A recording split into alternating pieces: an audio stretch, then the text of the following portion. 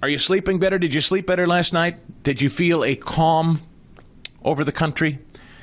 We've been talking what? Affordability, affordability, affordability.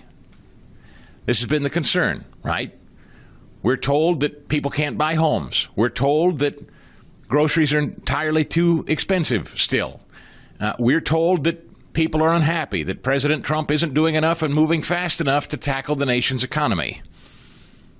Okay, which, while I'm on it, I'll throw this in here before I move on. I won't forget my place. Street tough Scott Benson, our Treasury Secretary, went out there to say, it's coming, trust me. I know nobody likes to hear be patient, but be patient here, number 69. You can go back to the non-inflationary growth. But look, we are working on this every day, and my prediction is that first quarter, second quarter, what we are going to see is we have brought the inflation down, it is curving down, and real income, the other side of that equation is real income growth, and we are going to see this from all this investment. Would a $2,000 tariff dividend check going to people be inflationary? Well, there are a lot of things that are going to happen next year. Is that one of them? And that could be one of them. And again, maybe we could persuade Americans to save that, because one of the things that's going to happen next year is the Trump accounts.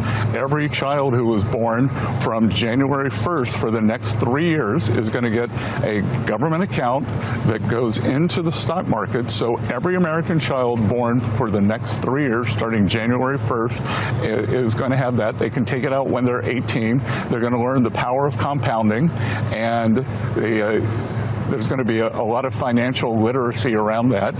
And I think the reason that we saw kind of the disastrous election in New York is young people don't feel like they have a stake in the economy, so we want to give them a stake in the economy. Beautiful. Street tough Scott Benson. Sit there, take it, don't retaliate. Was he wearing it? Those of you who aren't watching the Salem News Channel, you may not have seen it. He was talking to Brett Baer there on Fox. Fast Eddie, did you happen to notice when they took a shot of Brett Baer? They're standing outside. It's a two-shot. Street tough Scott Benson is wearing a jacket, and when you see the back of Scott Benson, the jacket says police. Is he now doing police work on the side, too? It wouldn't surprise me. He's probably got a billy club under there. He'll take anybody down. I would love to see nothing more than Scott Benson tase somebody or hit somebody with a billy club.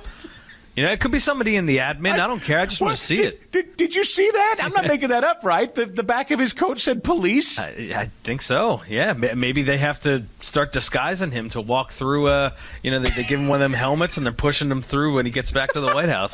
He's gotten too many fights. We have a running joke. Folks, if you don't know, if you're new to the show or you don't know, we've been having a lot of fun with the fact that there have been multiple reports that Scott Benson has a fiery temper and is willing to throw down with literally anybody at any point. And we find that highly entertaining because we hear and see him in settings like this where he's adjusting his glasses and Q3 and Q2 seem very... And we just imagine him behind closed doors, throwing hands, which apparently he has threatened to do, right? They said that he and Elon Musk went chest to chest. He said, I'll take you here right now. Yeah, apparently Susie had to talk to him because he was literally threatening to hit somebody in the face. Like, I think specifically, hit them in the face. He is a tall man, too. We met him early this year, and he was, Seb's a pretty good-sized guy, our buddy Seb Gorka, and Seb walked in the room, and Bessent towered over him by half a head, I think. So, wow. I mean, Bessent's a big guy. So he's got the reach. So we call him, street tough Scott Bessent. Don't mess with him. That exterior of him adjusting his glasses, that nerdlinger speak, don't let it fool you.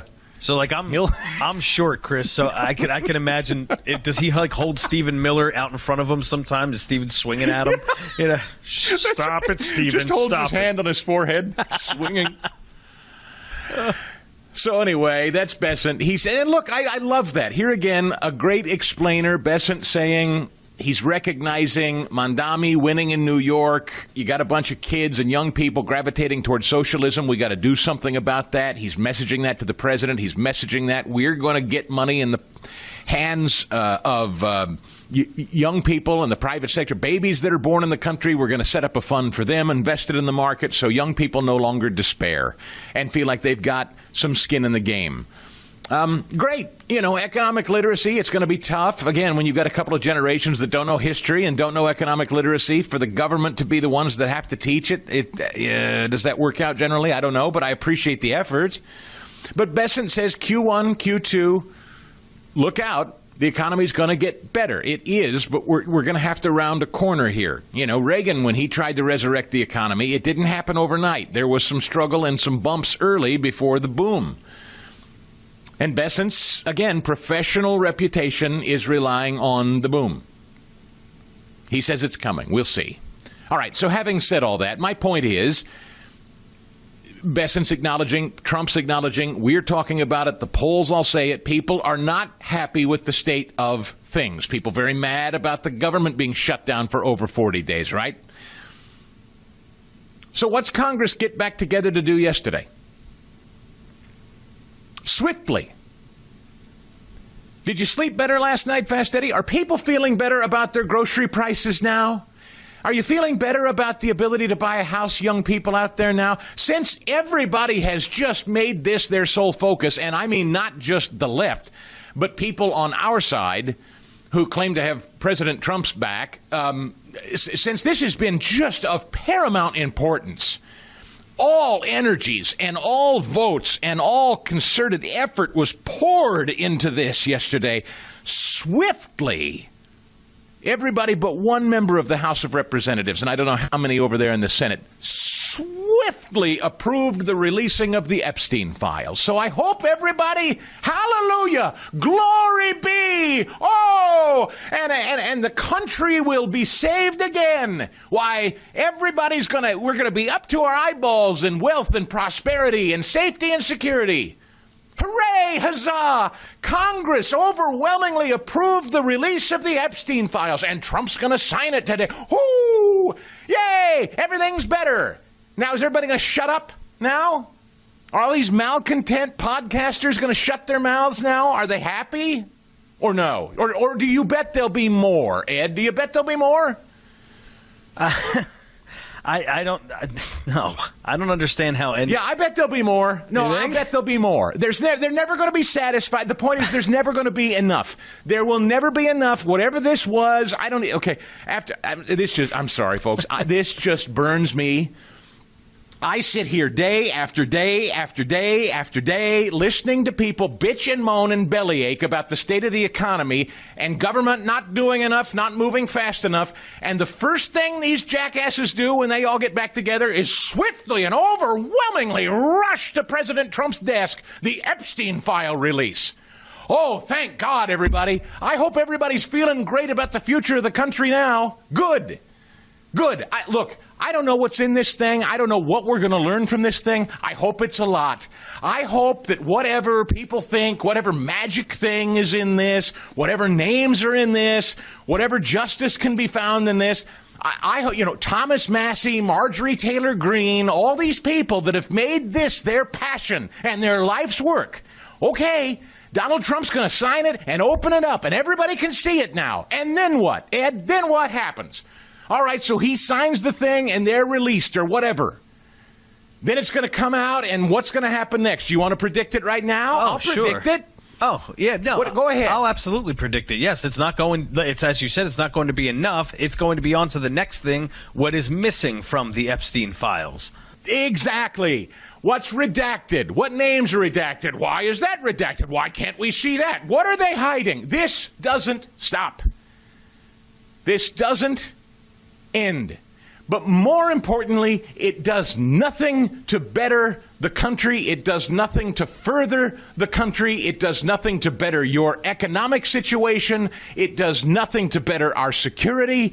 This does nothing. I mean, it may make a few people feel better. I read Thomas Massey here in the New York Times. The speaker was dragged to this, kicking and screaming, but here we are. It's not necessarily a rebalancing of the branches of government, but a rebalancing of the people against the executive branch. Oh, well, big, bad, tough Thomas Massey and Marjorie Taylor Greene. Yeah, they really took it to the executive branch. Good for you. How about you people spend even a tiny bit of your time taking it to the judicial branch that for the last 2 days I've been sounding the alarm on, has basically taken control of the country. And they're now telling state legislatures what they can and can't do, on top of what this executive branch can or can't do. How about any one of these people? Does Marjorie Taylor Greene or Thomas Massey or any of these Republicans who this was so important that we had to marshal all of our resources and time and forces to make sure the Epstein files were fully exposed and open for all to see? Okay, here we are. You got your wish. How about now you use that same amount of energy to try to tackle some of these rogue judges who have knocked the business of the country off its rails? How about that? How about passing some more tax cuts? How about reducing the size and scope of spending? If you people can move this quickly to release some stupid files, you can certainly do bigger things. The Chris Stigall Show Podcast.